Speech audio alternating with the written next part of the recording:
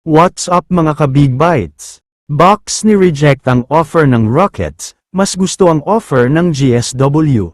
Pero bago ka sana magpatuloy sa panunood ay huwag mong kalimutang mag-subscribe sa aking YouTube channel.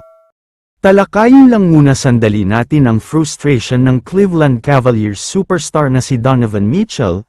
Hanggang ngayon ay hindi pa rin daw siya makapaniwala at maka-get over dahil sa biglaang pagkalaglag nila. Hindi daw niya matanggap na ganun lang sila kadaling natalo, ang in-expect nga daw niya ay sila ang aabante sa Eastern Conference Finals, pero sa kasamaang palad nga ay laglag sila at sobrang disappointing ang ginawa nila.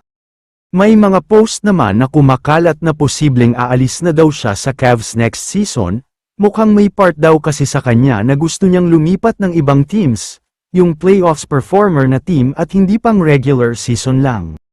Samantala, talakayin na natin ngayon ang isang nakakagulat na balita, naglabas ng pahayag ang mga legit na source, at sinasabing handa daw ang Rockets na bitawan ang kanilang rising superstar na si Alperen Sengun. Biglang tumaas ang player value niya dahil sa patuloy na pag-angat ng laro niya. Tinatawag na nga siyang baby joker dahil may resemblance o pagkakapareho daw sila ng laro ng Denver Nuggets superstar na si Nikola Jokic. Pero ito ang nakakagulat, nabalitaan daw ng Houston Rockets na available for trade si Giannis Antetokounmpo, kaya agad daw silang nag-offer sa mga ito. Matagal na daw kasi talaga nilang gustong makuha si Giannis mula sa Bucks.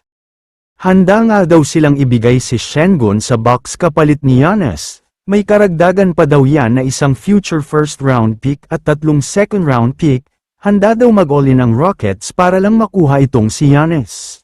Pero ayon sa multiple reports, tinanggihan daw ng Bucks ang offer ng Rockets, may napupusuan daw kasi silang offer at ito ay sa Golden State Warriors, handa daw kasi ang mga ito na ibigay si Kuminga at 3 protected first round pick.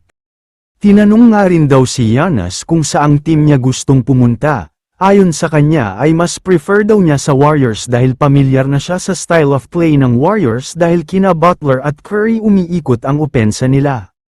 Kaya naman malamang sa malamang ay makakakita tayo ng bagong tandem kina Steph Curry at Giannis Antetokounmpo. Kasama pa dyan ang Robin na si Jimmy Butler, kaya sobrang exciting talaga ang next season para sa Warriors. Kaya naman kung kayo ang tatanungin, ano ang masasabi nyo sa balitang ito?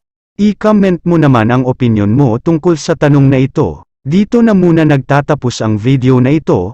Maraming salamat sa panunood mga ka-Big Bites. God bless sa inyong lahat.